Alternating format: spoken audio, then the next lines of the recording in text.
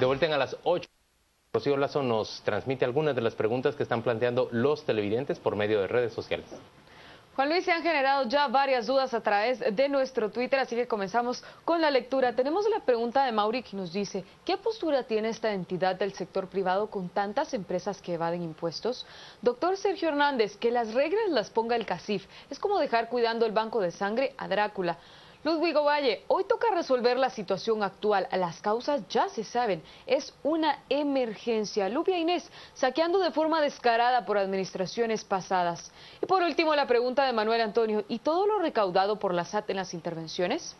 Recuerde que en Facebook y en Twitter nos puede encontrar como Canal Antigua. Juan Luis, Gustavo. José, vamos directamente a esa pregunta de ¿qué les respondió el presidente respecto a los bloqueos? Pues a mí me da la atención el número que dio, van 148 bloqueos a la fecha en el año. Cuando uno lo ve es un número enorme. Casi uno cada... ¿Cuánto, Gustavo? Es una barbaridad, ¿verdad? Casi uno cada día, como unos pocos días. Los fines de semana los respetamos y no bloqueamos en fin de semana. Y hablamos que es un tema que también es difícil enfrentar. Yo entiendo que enfrentarlo con la autoridad será difícil. Sin embargo, hay que enfrentarlo. No se puede rehuir cosas porque sean difíciles. También nos preocupa que el que no se enfrente y se le dé solución, a lo mejor se pueden crear protocolos o instancias de diálogo, sino qué puede pasar si la autoridad no atiende estos temas. Ahora, me decía usted que en esa reunión estuvo el ministro de Gobernación. ¿Qué explicación daba el ministro de Gobernación de la falta de inacción ante los bloqueos? Pues mire, de nuevo, que ellos tienen que agotar todas las instancias de diálogo, yo creo que eso es correcto. Sin embargo, el número de bloqueos que acabamos de discutir nos muestra que mientras la gente vaya viendo que no hay consecuencias rápidas para un tema así, se van a seguir dando. Ha de ser una posición muy difícil, y yo también entiendo al ministro de Gobernación qué pasa si emplea la fuerza. De nuevo, esa es una responsabilidad de él y para eso tiene la autoridad para hacerlo. Pero también entiendo la preocupación de que eso pueda volverse una tragedia y los ejemplos que hay. También de la autoridad, yo creo que hasta alguna gente de la autoridad tiene miedo a enfrentarse a eso por las consecuencias que le puede tener en algún momento. Pasemos al tema tributario. Sí. Había una pregunta ahí sobre cuál es la postura de ustedes ante las intervenciones. Las intervenciones de la SAT. Las intervenciones de la SAT en empresas. Yo lo primero que le diría es que por muchos años CACIF ha estado insistiendo en lo que está pasando, que la SAT cumpla con su función y cobre los impuestos a todos, y nos tiene que cobrar parejo, con reglas claras, y todos debemos cumplir con nuestras obligaciones.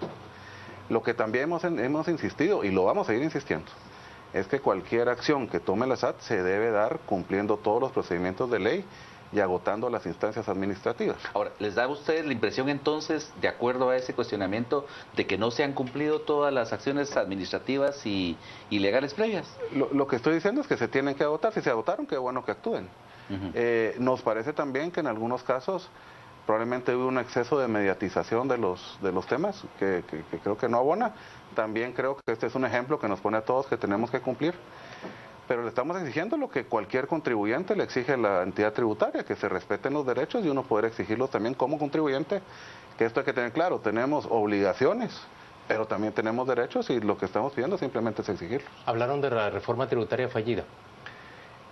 Hablamos de la necesidad del diálogo y le volvimos a insistir al presidente que creemos que este es un tema que hay que tratar, es un tema que tenemos que enfrentar en la integralidad que debe tener, que va desde las prioridades, calidad del gasto y transparencia.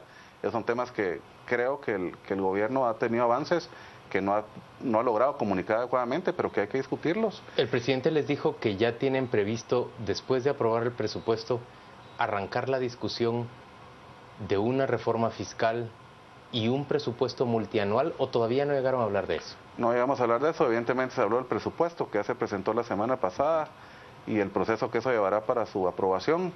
Sí hablamos de la necesidad de ese diálogo y de que yo creo que ellos también se han dado cuenta que lo tenemos que enfrentar y lo tenemos que hacer como sociedad, ¿verdad? ¿Y el presidente está de acuerdo con que, bueno, ahora sí, tomar la idea del diálogo de ustedes? Nos parece que lo está considerando. Nosotros estamos esperando ya una decisión de ellos de convocarlo, pero creo que hay un entendimiento del presidente. Creo que el presidente, si algo ha hecho, es dialogar con gente, convocarnos a dialogar, y este tema tiene que ser uno que se dialogue, creo que un poquito más. ¿Se mencionó específicamente algún punto del presupuesto que les llamara a ustedes la atención? Por ejemplo, ¿comprenden que no va a haber reactivación del desarrollo de la red vial en el 2017, simplemente porque la chamarra no da para eso? Lo primero que le pedimos, Juan Luis, es que nos expliquen bien el presupuesto, porque digamos, es también peligroso dar criterios sin haberlo entendido bien. Creo que la próxima semana van a haber algunas reuniones en que lo van a explicar con más detalle e insistirle en las prioridades que según nosotros tiene que ver: educación, salud, seguridad y justicia e infraestructura. Y nos quedaron de explicar la próxima semana qué se puede hacer en esos casos. Hay un incremento importante del presupuesto, 70, 79 mil, pero hasta ahorita pues solo tenemos esos datos grandes, y lo que queremos es, para poder dar un buen criterio, pues entender bien qué es lo que están planteando. Realmente la mayor parte de la ampliación se va a seguridad y justicia, o a justicia diría yo, y después seguridad. Está bien, entonces habrá que ver también, digamos, de ahí cuáles son las eficiencias que se tienen que hacer, cómo es la priorización que se va a dar, y entender qué son las premisas del presupuesto. Yo creo que cuando tengamos eso claro podemos dar una mejor... Ya tenemos 3 temas de los que trataron. ¿Cuál era el cuarto? El cuarto fue la situación de salud. Digamos, de muchos de nuestros asociados y las cámaras, la gente con la que nos relacionamos, nuestros propios empleados y la gente que vemos, sí vemos que hay una preocupación se quejan de social de ese tema, y ver en qué también podemos apoyar en lo que corresponda, pero sobre todo entender cuáles son las acciones que está tomando el presidente y su equipo en esa línea. Yo creo que es un tema que al presidente le preocupa. Uno tampoco puede esperar soluciones inmediatas, pero es importante que vayamos viendo avances y que nos vayan comunicando claramente, o sea, qué es lo que se está haciendo y en qué también nosotros podemos colaborar en ese sentido, ¿verdad? José González Campo, gracias por acompañarnos a las 8:45. Vamos de inmediato con Marjorie Fonan cuando son justamente las 10 de la noche, y a ella le toca a partir de este momento conducir el debate en Canal Antigua. Buenas noches, Marjorie.